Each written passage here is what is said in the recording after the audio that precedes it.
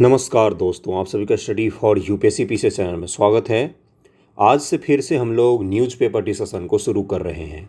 पिछले महीने तक मैं करता था, लेकिन बीच में पीटी का एग्ज़ाम आ गया था, इसलिए मैंने इसको रोक दिया था। लेकिन न्यूज़पेपर डिस्कशन जितना ज़्यादा इम्पोर्टेंट आपके लिए पीटी में साबित हुआ है, उतना कोई टेस्ट सीरीज कुछ भी साबित नहीं हुआ है। और न्यूज़पेपर डिस्कशन ना सिर्फ पीटी में बल्कि आपको मेंस एग्जामिनेशन में भी मदद करेगा। ओके, तो अभी आपका पीटी एग्ज़ाम हो चुका है। जैसा भी आपका एग्ज़ाम गया हो, मैंने आज सुबह सुबह ही वीडियो डाला था कि अगर आपके 50 नंबर से भी ज़्यादा आ रहे हैं तो मैं इस फील्ड का जानकार हूँ, मैं जानता हूँ। आपके माता पिता नहीं है जानकार, आपके पड़ोसी नहीं है जानकार कि उनके कहने के आधार पर आप खुद का आकलन करें। मेरे कहने का आधार पर आप आकलन कीजिए खुद का। बहुत अच्छे स्टूडेंट हैं, क्योंकि आपने जिस पेपर की तैयारी की ही नहीं वही अगर सवाल पूछेगा तो कैसे कोई भी बच्चा हल करेगा, है ना। तो इसलिए खुद को पॉजिटिव रखिए। आपने बहुत अच्छा किया है, अब आगे का देखिए कि आगे कितना अच्छा इससे कर सकते हैं। अब आपको पैटर्न भी पता चल चुका है, अब आपको ये भी पता है कि सवाल पिच पहले जैसे नहीं पूछे जाएंगे। तो अब अगर आप अच्छे से परफॉर्म नहीं करेंगे तो फिर आपकी गलती ज़रूर होगी। ओके, और लोगों को कहने पर एक बच्चे ने पूछा, वो बोला हुआ था कि लोग मुझे ताने मार रहे हैं। जो लोग आपको ताने मार रहे हैं उन्होंने जीवन में कभी कभी किसी सरकारी एग्ज़ाम का प्रिपरेशन भी नहीं किया, ना तो फॉर्म भरा। उनके अंदर ये भी नहीं होता है कि बीपीएससी और यूपीएससी का फॉर्म भर ले, तो इसलिए उनकी बातों को इग्नोर कीजिए। सब कुछ धीरे धीरे हो जाता है। ओके, चलिए न्यूज़पेपर डिस्कशन आज से शुरू करते हैं। आज 3 अक्टूबर 2023 ईस्वी है। आप इंस्टाग्राम पर भी फॉलो कर सकते हैं, फेसबुक पर भी हम मौजूद हैं, यूट्यूब पर तो आप फॉलो करते ही हैं। साथ ही एक और हमारा चैनल है स्टडी फॉर ज्ञान, उस पर एनालिटिकल वीडियो आएगा, तो उसको अगर आप फॉलो कर लेंगे तो उस पर भी रेगुलर वीडियो आपको मिलेंगे। टेलीग्राम चैनल फॉलो कर लीजिएगा, वहाँ पर सारे अपडेट आपको मिलते हैं। मुझसे बात करने के लिए इंस्टाग्राम वगैरह पर आप जा सकते हैं। आज का जो न्यूज़पेपर डिस्कशन होगा काफ़ी डिटेल होता है मेरा न्यूज़पेपर डिस्कशन वीडियो। उसमें मैं कुछ आपको बोलूँगा, 10 चीज़ें इस पर लिखी होंगी स्क्रीन पर, लेकिन 10 चीज़ें मैं बोलूँगा। जो मैं बोलूँगा वो भी आपके लिए इंपॉर्टेंट होगा, क्योंकि वो आपका लिखने और सोचने की क्षमता को डेवलप करेगा। एक एक चीज़ को शुरू करते हैं। फैक्ट और एनालिसिस दोनों पर हम लोग साथ साथ लेकर चलेंगे, जिससे क्या हो, पीटी और मेंस दोनों आपका तैयार होता रहे। ओके, चलिए शुरू करते हैं आज का न्यूज़पेपर एनालिसिस। आपको पता ही होगा कि कल कास्ट सेंसस आया है पहली बार। आज़ाद भारत में पहली बार कास्ट सेंसस आया है किसी राज्य में, वो बिहार राज्य में लाया गया है। तो देखिए, इसके इफ एंड कॉज से आपसे सवाल पूछे जाएंगे। इसके आंकड़ों पर भी आऊँगा मैं, लेकिन सबसे पहले इस चीज़ को समझिए कि कास्ट सेंसस में कौन से वर्ग के कितने % लोग हैं, क्योंकि कई बार वहाँ से फैक्ट वगैरह पूछ लिए जाते हैं, इसलिए आपके लिए वो ज़रूरी है। जो शॉर्ट फॉर्म में आंकड़े आए हैं उसके हिसाब से मैं बताता हूँ, किसी दिन लॉन्ग में भी डिस्कस कर दूंगा आपको। जाति के हिसाब से याद रखना ज़रूरी नहीं है। ओके, हाँ, पीटी में अगर पूछ लेगा तो वो अलग चीज़ है, लेकिन जाति के हिसाब से याद रखना ज़रूरी नहीं है। पिछड़ा वर्ग जो है वो देखिए 27% है, यानी कि ओबीसी जिनको कहा जाता है बंधुओं, वो कितने हैं, 27.12%। ये फैक्ट है। अभी एनालिसिस पर भी मैं आऊँगा। अत्यंत पिछड़ा वर्ग यानी कि ईबीसी जो है, क्या बोला जाता है उनको, बिहार में ईबीसी कहा जाता है। आपको पता ही होगा, बहुत सारे लोग उसमें से देख भी रहेंगे वीडियो। उनकी आबादी सबसे ज़्यादा है, 36.01% के आसपास में उनकी आबादी है। अनुसूचित जाति एससी वर्ग कितने हैं, तो 19.65% एससी वर्ग की आबादी है। और एसटी वर्ग का कितना है, तो 1.6824% उनकी आबादी है। किनकी, तो एसटी वर्ग की आबादी है। अनुसूचित जनजाति का कितना है, अनुसूचित जनजाति का बता दिया मैंने। अनारक्षित यानी कि जिसमें जो अनरिजर्व कैटेगरी के हैं, जो भी ब्राह्मण हो गए, राजपूत हो गए, कायस्थ हो गए, या आपके कई और आते हैं, तो ये किस में आ गए, तो ये आ गए आपके 15.5224% के आसपास में आ गया। इनका आंकड़ा यहाँ पर ये दिया हुआ है। और इस हिसाब से इन्होंने आबादी जो निकाला है वो 13 करोड़ के आसपास है। और आपका 100% यहाँ पर लिखा हुआ है कि ये अलग अलग कास्ट के हिसाब से अपने बिहार में एग्जिस्ट करते हैं। अब देखिए, पिछड़ा वर्ग जो है ओबीसी, उसमें भी सब कास्ट है। ओबीसी तो आधिकारिक तौर पर नाम है ना, उसमें अगर आप ढूंढने जाएंगे तो बहुत सारी जातियाँ हैं। और फिर आप अत्यंत पिछड़ा वर्ग में जाएंगे तो उसमें भी बहुत सारी जातियाँ हैं। अब इसके आधार पर मांग हो रहा है कि जिसकी जितना, अब सुनिएगा, अब एनालिसिस को शुरू करते हैं। जिसका जितना जनसंख्या उसको उतना हक, ऐसा कहा जा रहा है हमारे बिहार के राजनेताओं के द्वारा। मैं नहीं बोल रहा हूँ, कौन बोल, हमारे राजनेता। आप मुझे एक चीज़ बताइएगा, समाज में ओबीसी ज़्यादा पिछड़े हुए होते हैं, सुनिएगा एग्जाम में क्या पूछेगा, क्रिटिकल एनालिसिस। समाज में ओबीसी ज़्यादा पिछड़े हुए होते हैं या एसटी वर्ग ज़्यादा पिछड़े हुए होते हैं, शेड्यूल ट्राइब ज़्यादा पिछड़े हुए होते हैं? आप अगर जिसकी जितनी आबादी उसको उतना हक देंगे तो ओबीसी को तो 27 रुपया देंगे और एसटी को तो 1 ही रुपया देंगे, जबकि ज़रूरत किसको थी? एसटी वर्ग को। मैं आपको निगेटिव पॉइंट निकालना सिखा रहा हूँ, पॉजिटिव तो आप सोच भी लेंगे। और आते हैं आगे। इसके अलावा क्या अगर कास्ट सेंसस से ही डेवलपमेंट होता है तो कर्नाटक राज्य कैसे डेवलप हो गया? महाराष्ट्र क्यों डेवलप हो रहा है? बिहार ही क्यों अनडेवलप राज्य जो है, देश का सबसे ज़्यादा जो अनडेवलप राज्य है, क्या उसको डेवलप करने का 2023 ईस्वी में जब इतना टेक्नोलॉजी आगे जा चुका है केवल कास्ट सेंसस ही आधार है? क्या कोई और तरीका नहीं है बिहार को डेवलप करने का? आजकल के साइंस एंड टेक्नोलॉजी के युग में अगर हम कास्ट की बात करेंगे तो ये कहाँ तक का जायज़ होगा? ठीक ना। दूसरा पॉइंट ये हो गया कि क्या डेवलपमेंट के लिए कास्ट सेंसस वाकई ज़रूरी था? तो अभी तक भारत में, आज़ाद भारत 75 वर्षों में क्यों नहीं करवाया गया? क्या कास्ट सेंसस के बाद बिहार में निवेश बढ़ जाएंगे? क्या कास्ट सेंसस के बाद बिहार में रोजगार बढ़ जाएंगे? क्या कास्ट सेंसस के बाद बिहार में कारखाने फैक्ट्रियां खुलनी शुरू हो जाएगी? क्या कास्ट सेंसस के बाद से बिहार में दूध के और शहद की नदियां बहने लग जाएंगी? बिल्कुल भी नहीं। सरकारी नौकरी ही जब नहीं आएगी तो आप आरक्षण किसी को कितना भी दे लो, कितना ज़्यादा दोगे? अगर आपका एजुकेशन सिस्टम अच्छा नहीं होगा तो बच्चे पढ़ के प्राइवेट सेक्टर नौकरी ले ही नहीं पाएंगे, हमेशा जीवन भर सरकारी नौकरी के चक्कर बैठे रहेंगे। तो ये भी एक डिमेरिट है कि कास्ट सेंसस का क्या सिर्फ डेवलपमेंट कास्ट सेंसस के द्वारा ही हो सकता है? और क्या डिमेरिट हो सकता है आप कुछ सोच सकते हैं। पॉजिटिव पॉइंट्स क्या हो सकते हैं कि सरकार जो है वो टारगेटेड डेवलपमेंट कर सकती है। जैसे उसको पता है कि एसटी आबादी कितनी है तो उतना ही रुपया का फंड जारी करना चाहिए। पहले हमें एक आबादी का अंदाज़ा नहीं होता था, अनेर गनेर फंड जारी किए जाते थे। उसको पता होगा कि ओबीसी कैटेगरी के जो लोग हैं उनके लिए कौन सी योजनाओं की ज़रूरत होगी। उसको ये पता होगा कि एससी कैटेगरी के जो लोग हैं उनके लिए कौन सी योजना की ज़रूरत होगी। यानी कि टारगेटेड डेवलपमेंट जो है वो सरकार कर सकती है। समझ रहे मेरी बातों को जो मैं कह रहा हूँ? तो एक तो ये बेनिफिट लागू करने में थोड़ा सा आसान हो। दूसरा क्या होगा, आरक्षण जैसी जो विधियां हैं उसमें भी थोड़ा सा परिवर्तन करने पर विचार किया जाएगा कि एक बात बताओ भाई, ओबीसी और ईबीसी को आप सेंटर में एक ही जगह पर रख देते हो, जबकि ईबीसी की आबादी ज़्यादा है, उनको उसी 27% में लड़ना पड़ता है ओबीसी के बच्चों से भी। उनकी सामाजिक स्थिति भी ओबीसी से पिछड़ी हुई होती है, ओबीसी का ही जो पिछड़ा हुआ भाग है वही तो ईबीसी में है। तो उनके लिए आप कैसे कर सकते हो? यानी कि सोशल जस्टिस, पॉलिटिकल साइंस में क्या टर्म यूज होता है? Social justice. सोशल जस्टिस, ठीक ना। उसके जो बंटवारे हैं, सोशल जस्टिस का मतलब होता है न्याय का बंटवारा, सीधी सी बात सामान्य अर्थों में समझे तो न्याय के बंटवारे में भी सरकार को सुविधा हो सकती है इसके आने के बाद से। इसका और डिमेरिट क्या हो सकता है? अगर डिमेरिट की हम लोग बात करें तो इसका डिमेरिट ये हो सकता है कि राजनीतिक दल जो हैं वो वोट बैंक बनाने की कोशिश में कहीं इसको बहुत ख़राब स्तर तक ना यूज कर ले जाएं। इसका एक उदाहरण देता हूं, कोटेशन आप दे सकते हैं। निगेटिव पॉइंट लिखते समय ध्यान रखिएगा, आपको बाइस नहीं होना है, आपको नहीं पढ़ना है पॉलिटिक्स में कि सही है कि गलत। कल मैंने कम्युनिटी पर डाला था कि भाई बताओ, कमेंट करो अपना अपना, तो बच्चे लड़ने लग गए। वो आपको लड़ाना ही तो चाहते हैं, वो चाहते हैं आप लड़ो, आप नौकरी की मांग मत करो। आप ये मत बोलो कि पेपर लीक कैसे हो गया। पेपर लीक में तो एससी बच्चे, एसटी बच्चे, ओबीसी बच्चे, ईबीसी बच्चे, सबका नुकसान है। उसमें तो जिसके पास पैसा है, पैसा तो किसी वर्ग के पास हो सकता था, उसने सारा सीट खरीद लिया, पेपर लीक हो गया दरोगा का। जो कल दरोगा बोल रहा हूँ, बिहार पुलिस वाला जो भी पेपर हुआ है, अब जाइए वहाँ पर कास्ट सेंसस लेकर, आरक्षण लेकर, क्या फ़ायदा होगा? नहीं होगा, पेपर लीक हो गया। तो जो हकीकत के मुद्दे हैं उनको भटकाने की भी कोशिश कास्ट सेंसस के द्वारा की जा सकती है। आप ये भी उठा सकते हैं। और क्या कह सकते हैं? इसके अलावा आप कोटेशन में डाल सकते हैं कि शशि थरूर की बुक है, जो कल मुझे एक बच्चे ने ही बताया, मैंने भी वो बुक पढ़ा था लेकिन मैं ये भूल गया था। उस बच्चे ने बताया, उस बुक में उन्होंने बताया हुआ है कि शशि थरूर महोदय ने कि अंग्रेज जो थे वो भारत में डिवीज़न क्रिएट करने के लिए धर्म और कास्ट आधारित जनगणना करते थे। तो आप उस पॉइंट को लिख सकते हैं कि हमारा जो इतिहास रहा है उसमें हमें जातिगत और धार्मिक जनगणना के आधार पर बहुत ही ज़्यादा डिवीज़न का सामना करना पड़ा है।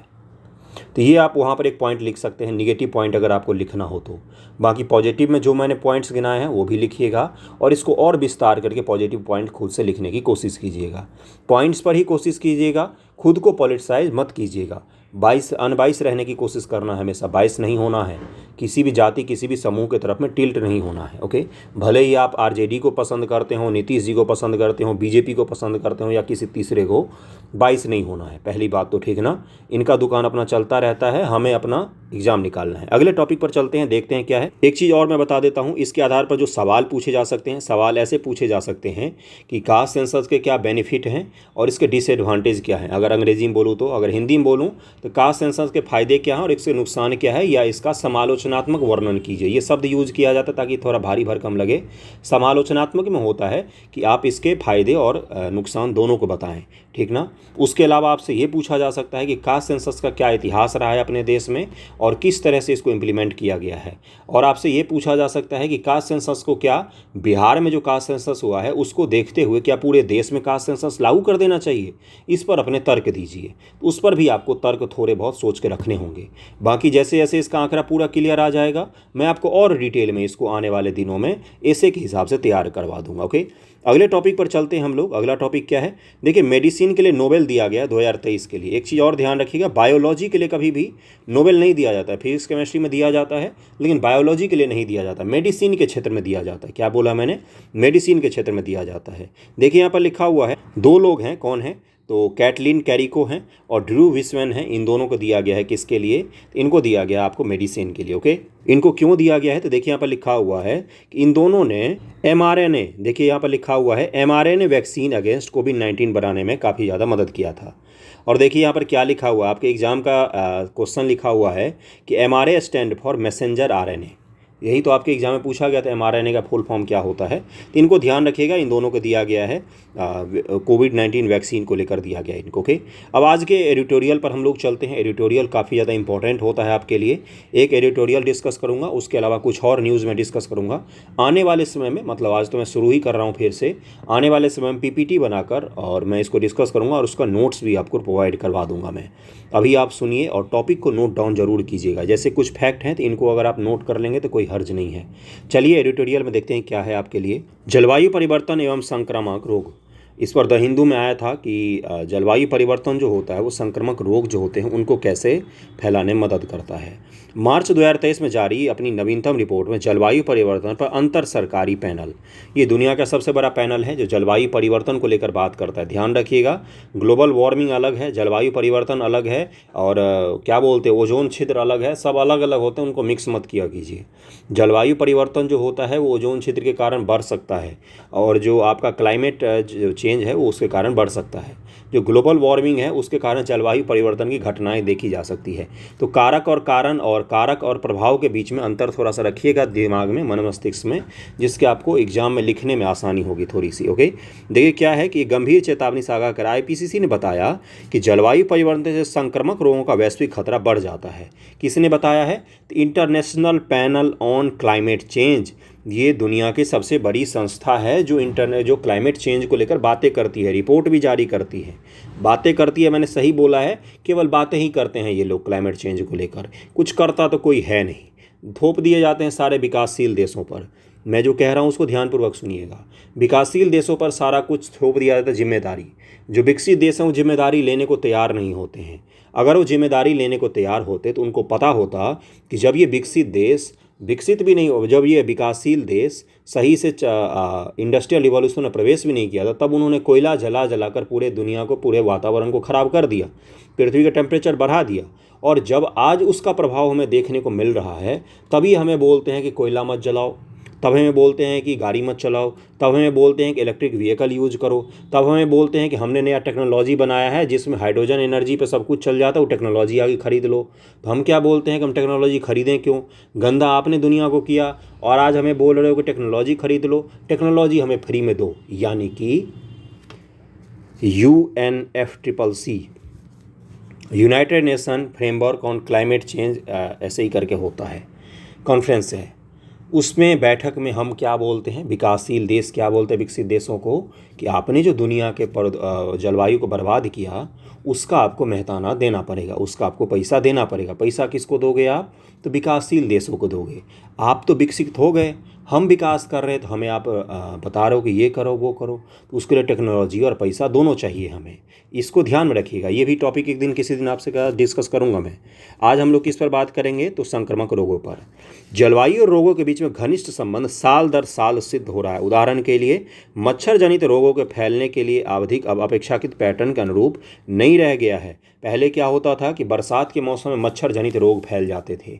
अब उसके लिए बरसात जरूरी नहीं है, बेमौसम बरसात होता है, मच्छर जनित रोग बढ़ जाते हैं। डेंगू अब वर्ष भर 2 से 3 चरम अवधि के रूप में प्रकट होता है। 2 से 3 बार साल में ऐसा होता है कि डेंगू का फैलाव शुरू हो जाता है। पहले तो केवल बरसात के मौसम में डेंगू फैलता था। तापमान, वर्षा और आर्द्रता की परिवर्तनशीलता रोग संचरण चक्रों को बाधित कर रही है।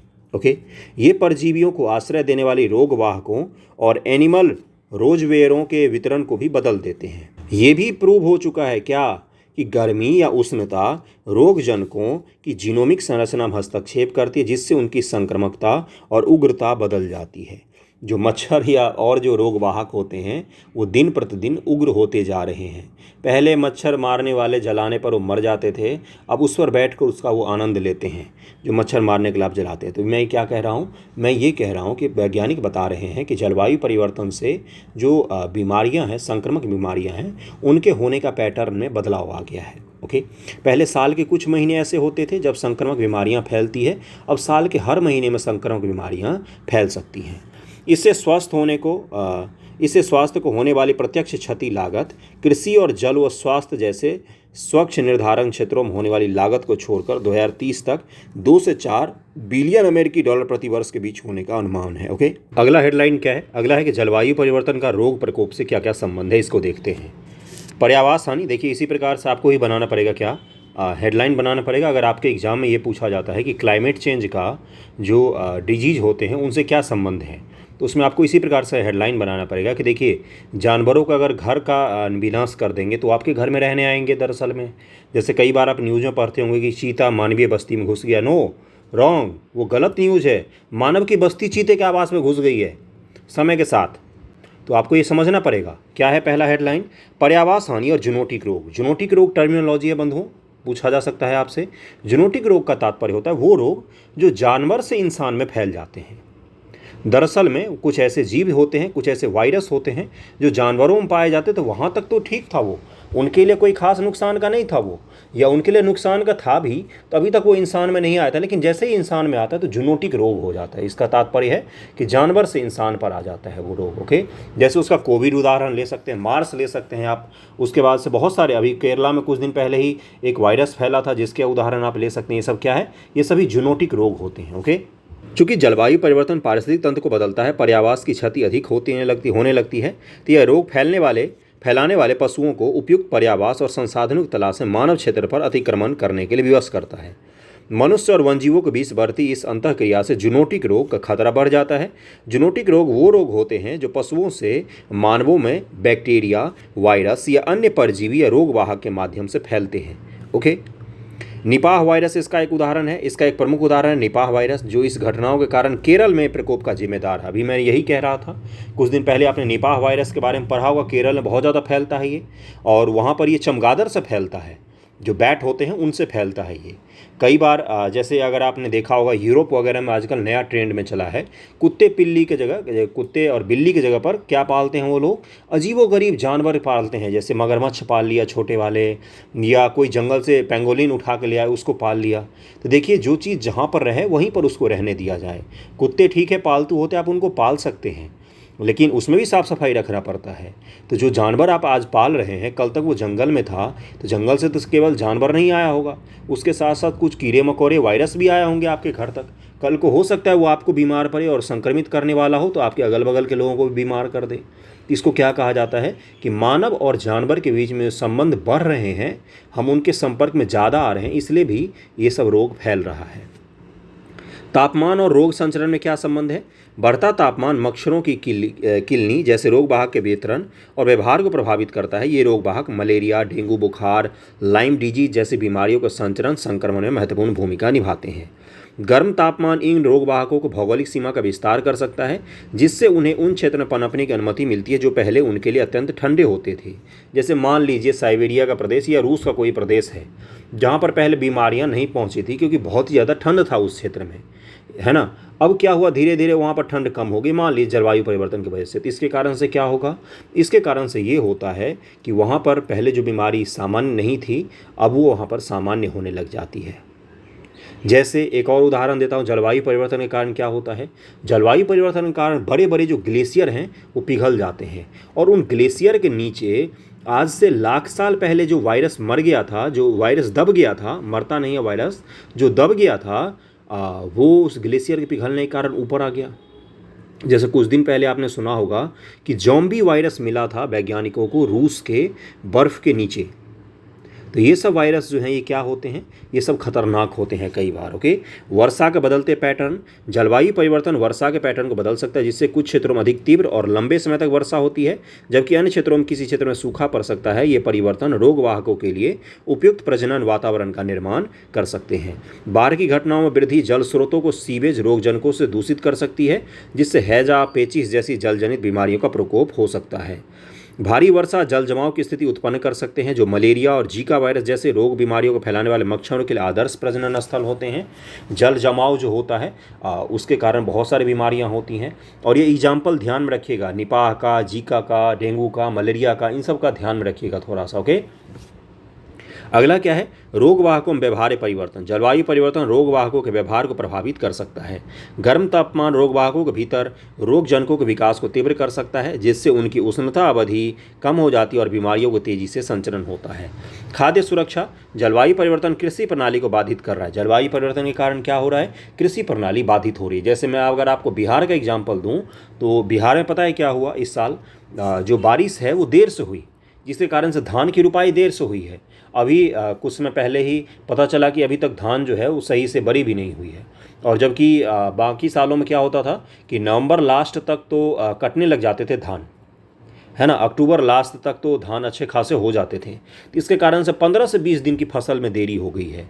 देखिए, एक बार के लिए 15 से 20 दिन की फसल की देरी आपको नॉर्मल लग सकता है, लेकिन ये कई सारी घटनाओं को आगे बढ़ा सकता है।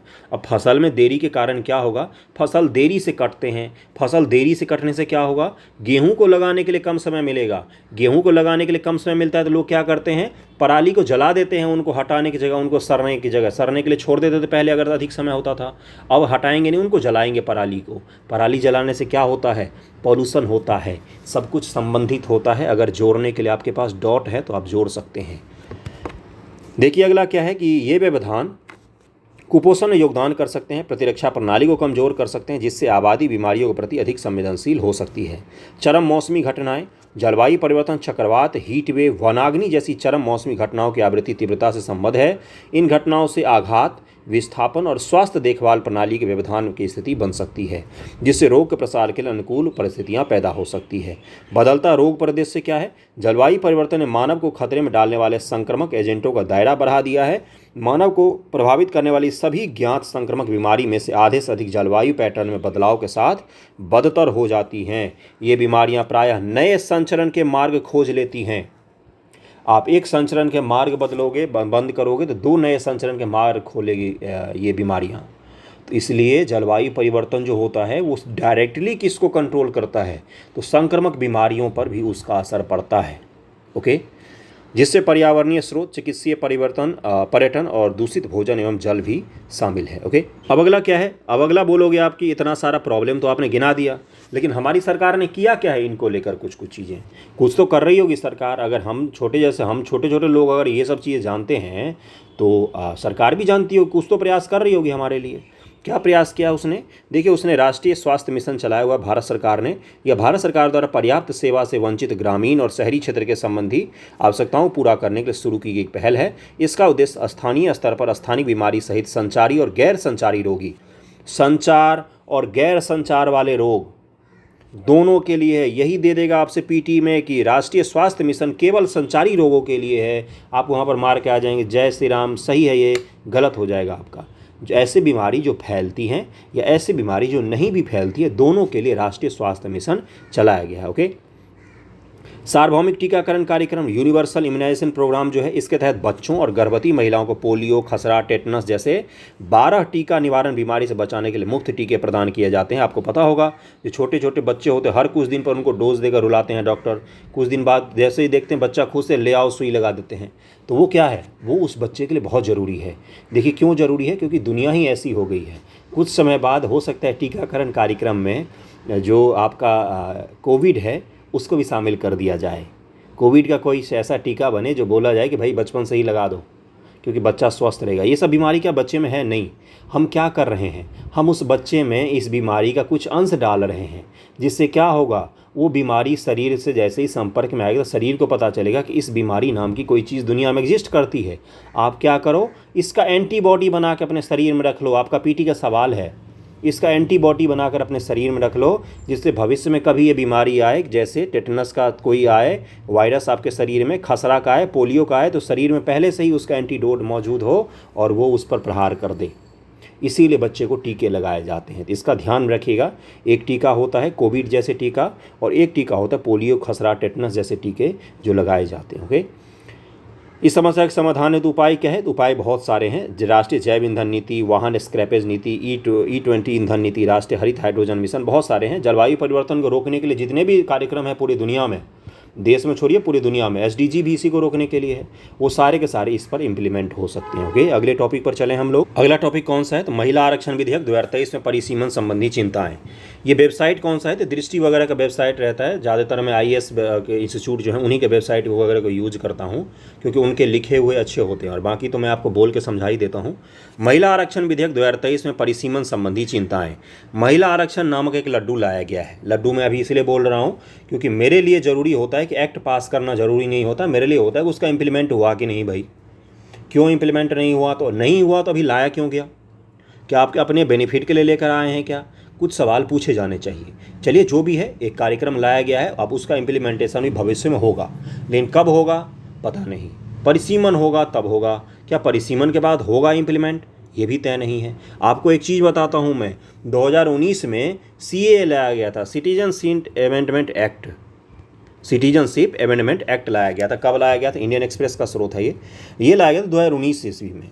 लेकिन उसके कारण दिल्ली में दंगे भी हुए थे। आपको याद होगा 2020 के फरवरी में दिल्ली में दंगे हो गए थे और वो आज तक लागू नहीं हुआ है। CAA, सिटीजनशिप अमेंडमेंट एक्ट जो था, नागरिकता संशोधन अधिनियम, वो आज तक लागू नहीं किया गया है। ये आपको पता होना चाहिए। तो फिर लाया क्यों गया, इतना झोल झमेला क्यों हुआ? तो महिला आरक्षण विधेयक लाया गया, लेकिन इसमें कुछ कॉज हैं जिस पर महिलाओं को आवाज़ उठानी चाहिए। कौन कौन से कॉज हैं सिर्फ देखिए, मैं सरकार को दोष नहीं देता हूँ, मैं आपको पढ़ा रहा हूँ और आपको ये लिखना पड़ेगा आपके एग्जाम में कौन कौन से कॉज हैं। इससे पहला कॉज बनाया गया कि जब परिसीमन होगा, उसके बाद जब लोकसभा और राज्यसभा के सीटों का आवंटन होगा, तब महिला आरक्षण लागू किया जाएगा। अब परिसीमन कब होगा? तो 2002 में ये तय किया गया था कि 2026 ईस्वी तक के लिए परिसीमन को रोक दिया गया है। 2026 ईस्वी के बाद ही परिसीमन होगा, नए जनसंख्या का आंकड़े के बाद। अब पहले तो जनसंख्या करवाना पड़ेगा, सेंसस नहीं हुआ है अभी भी देश में। 2021 में हो जाना चाहिए, तो 2023 बीत रहा है, अभी तक सेंसस नहीं हुआ है देश में। यानी कि पहले सेंसस होगा, फिर परिसीमन होगा, फिर लोकसभा राज्यसभा के सीटों का आवंटन होगा, उसके बाद फिर महिला आरक्षण लागू होगा। ठीक ना, ये चीज़ समझ में आ गया। अब इसी से जुड़ा हुआ कुछ मुद्दा है जिसको आपको समझना पड़ेगा। लेकिन मैं आपसे सवाल क्या पूछूंगा? क्या इतना आसान है सबको जीवन? नहीं, मैं आपसे सवाल ये पूछूंगा कि आप मुझे बताइए कि महिला आरक्षण के क्या लाभ हो सकते हैं। महिला आरक्षण, बिहार के पंचायती राज प्रणाली में 33% आरक्षण लागू है। बिहार क्या सिंगापुर बन गया? क्या बिहार के पंचायत बहुत अच्छा परफॉर्म कर रहे हैं? क्या बिहार के पंचायत जो है महिलाओं के लिए बिल्कुल बहुत अच्छा बन गया है? क्या बिहार के समाज ने महिलाओं के सशक्तिकरण पर प्रश्न उठाना बंद कर दिया है? क्या बिहार के समाज में महिलाओं की स्थिति बहुत अच्छी हो गई है? नहीं। तो फिर महिला आरक्षण का लाभ क्या था? महिला आरक्षण का लाभ ये था कि पति के सहारे ही सही पहली बार महिला घर से निकली तो सही। बिहार में पहली बार उसको ये तो लगा कि राजनीति में मेरा भी कुछ हक है। पहली बार उसको ये तो लगा कि हाँ मैं भी किसी चीज़ की शासिका बन सकती हूँ। पहली बार उसको ये भी तो लगा कि मेरे पीछे भी कुछ लोगों को चलना पड़ सकता है, मेरा जन्म किसी के पीछे चलने के लिए भी नहीं हुआ है। तो हर चीज़ के दो फैक्टर होते, एक होता है पॉजिटिव, एक होता है निगेटिव। अब आपकी मन मस्तिष्क पर है, आप निगेटिव देखते हैं कि पॉजिटिव देखते हैं। मेरे हिसाब से ये फैसला बहुत ही अच्छा है, लेकिन कई सारे इसकी आलोचना भी आपको करना पड़ेगा। क्यों? क्योंकि आपके एग्जाम में पूछेगा समालोचनात्मक वर्णन कीजिए। तो आपको आलोचना में क्या लिखना पड़ेगा कि महिलाओं के आरक्षण से अच्छा था महिलाओं का सशक्तिकरण पहले किया जाए, नहीं तो आज जो सांसद हैं कल उनकी पत्नियां सांसद होंगी और वो क्या कहलाएंगे? तो सांसद पति कहलाएंगे। जैसे सचिव जी वाला देखा होगा पंचायत में, जो प्रधान पति रहते हैं, और प्रधान जी तो महिला रहती हैं, लेकिन प्रधान पति कौन रहते हैं? तो वही सब कुछ करते रहते हैं। प्रधान जी उन्हीं का नाम रहता है, लेकिन उनकी पत्नी रहती है प्रधान उस पंचायत की। तो यही वाला हाल हो जाएगा कदाचित, ठीक ना? लेकिन इस हाल को रोकने के लिए क्या है? धीरे धीरे ही सही 10 साल, 20 साल, 30 साल, 40 साल, 50 साल, ऐसे फैसले जो होते हैं दूरगामी फैसले होते हैं। महिलाओं की संख्या तो बढ़ेगी कम से कम सदन में, ठीक ना? तो अब देखते हैं ये मुद्दा क्या है। हाल ही भारतीय संसद महिला आरक्षण विधेयक 2023 को पारित होना देश की राजनीतिक भूदेश में लैंगिक समानता की दिशा में ऐतिहासिक कदम है। लैंगिक समानता शब्द को ध्यान रखिएगा, जेंडर इक्वालिटी को ध्यान रखिएगा, ठीक ना? हालांकि इस ऐतिहासिक कानून का भविष्य वर्तमान में परिसीमन के मुख्य मुद्दे के साथ जुड़ा हुआ है, जिसकी विपक्षी दलों ने आलोचना की है। परिसीमन क्या होता है बंधुओं? परिसीमन का तात्पर्य होता है संविधान में अगर आज से आपको पूछा जाए कि देश का सबसे पावरफुल कमीशन कौन सा होता है, तो वो कमीशन होता है परिसीमन आयोग। परिसीमन आयोग के फैसले को सुप्रीम कोर्ट, संसद, देश के राष्ट्रपति कोई भी चैलेंज नहीं कर सकता, ना तो बदल सकता है। परिसीमन आयोग में कौन कौन होते हैं?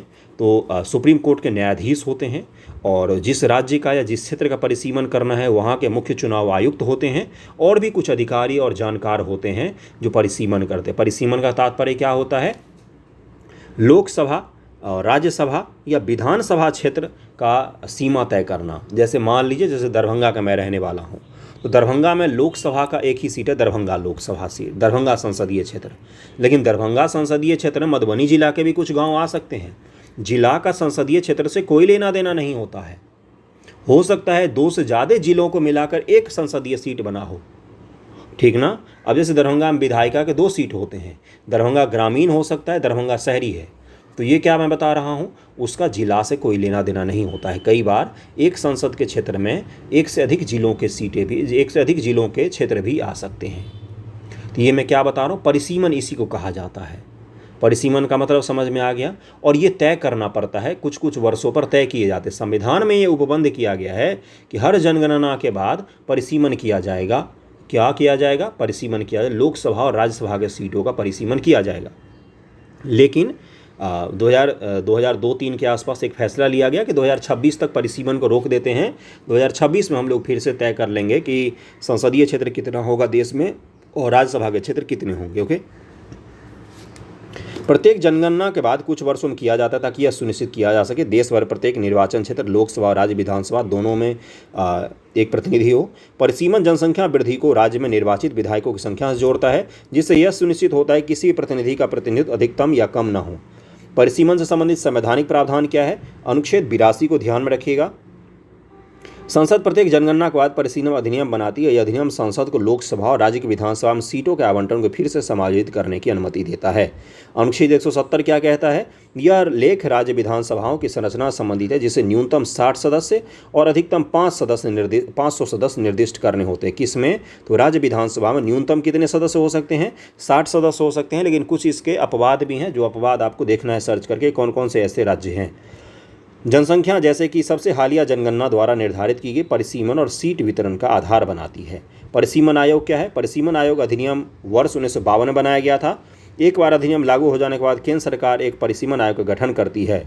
कब कब गठन किया गया है? तो देखिए यहाँ पर क्या लिखा हुआ है, 1952, 62, 72 और 2002 के अधिनियम के आधार पर 4 बार 1952, 63, 73 और 2002 में परिसीमन आयोग का गठन किया गया। परिसीमन आयोग का गठन भारत के राष्ट्रपति द्वारा किया जाता है तथा यह भारत निर्वाचन आयोग के सहयोग से कार्य करता है। कौन करते हैं गठन? परिसीमन आयोग का गठन कौन करता है? संसद, राष्ट्रपति, सुप्रीम कोर्ट, निर्वाचन आयोग। बताइए आंसर। राष्ट्रपति महोदय करते हैं, यही पूछ लिया जाएगा आपसे। यह भारत निर्वाचन आयोग के सहयोग से काम करता है। आयोग का मुख्य कार्य हाल के जनगणना के आधार पर सीमाओं को फिर से तैयार करना है। लोकसभा, राज्य विधानसभा निर्वाचन क्षेत्र की वर्तमान सीमाएं 2002 के परिसीमन आयोग द्वारा 2001 की जनगणना के आधार पर तैयार की गई थी।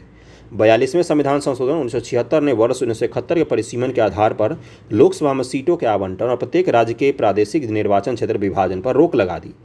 वर्ष 2001 में देखिए यहाँ पर 42वें संविधान संशोधन द्वारा बोला गया 1976 ने 1971 परिसीमन के आधार पर लोकसभा में जो सीटों का आवंटन था उसको रोक लगा दिया गया है। 2001 में 84वें संविधान संशोधन के साथ इस प्रतिबंध को 2026 तक बढ़ा दिया गया। 42वें संविधान में परिसीमन पर रोक लगाया गया था कि देखो भाई, अभी जितने सांसद और विधानसभा में सदस्य हैं उनको उतना ही रहने दो और अभी मत बढ़ाओ। और 2001 में जब अटल बिहारी वाजपेयी जी की सरकार थी तो उन्होंने भी क्या किया, एक संविधान संशोधन लाया, 84वां संविधान संशोधन, और इसको क्या बोला कि ये प्रतिबंध चलने 2026 तक, 2026 में परिसीमन करा लिया जाएगा। और अब कराना जरूरी हो गया है क्योंकि आबादी बहुत ही ज़्यादा बढ़ गई है। महिला आरक्षण विधेयक 2023 और परिसीमन का क्या संबंध है? भारत सरकार ने कहा कि महिला आरक्षण विधेयक 2023 जनगणना के आंकड़ों के आधार पर परिसीमन प्रक्रिया शुरू होने के बाद ही लागू होगा। इससे कोविड-19 महामारी और कई अन्य कारणों से देरी हुई है, जिससे अगले आदेश वर्ष 2024-25 तक बढ़ा दिया गया है। तो अब जल्दी ही आपको अगले साल हो सकता है कि जनगणना शुरू हो जाए। सबसे पहली बार जनगणना में किनका नाम लिखा जाता है? तो भारत के राष्ट्रपति होते हैं, पहले नागरिक हैं देश के। और पहली महिला नागरिक कौन होते हैं? तो राष्ट्रपति के अगर पत्नी या पति हैं तो वही पहले होते हैं। तो अभी तो हमारी पहली महिला सदस्य कौन होंगी देश की? तो वो हमारी राष्ट्रपति महोदय होंगी, है ना। सरकार ने तर्क दिया कि आरक्षण को परिसीमन से जोड़ने से महिलाओं हेतु सीटों का पारदर्शिता तथा निष्पक्ष आवंटन सुनिश्चित होगा। पुरुष एवं महिला दोनों के लिए सीटों की कुल संख्या में वृद्धि होगी, क्योंकि परिसीमन अभ्यास से लोकसभा और राज्य विधानसभा सीटें की संख्या बढ़ने की उम्मीद है। सरकार ने बोला है कि अभी अगर आप महिलाओं के सीटों का आवंटन कर देंगे, कुछ साल बाद फिर से परिसीमन करके हमें आवंटन तो करना ही है, तो हम कुछ साल बाद ही कर लेंगे, अभी क्यों कर रहे हैं। लेकिन इनको ये पूछना चाहिए था कि 2024 में क्यों नहीं कर सकते हैं? 2024 में ही सीटों का आवंटन कर दीजिए महिलाओं के हिसाब से 33%।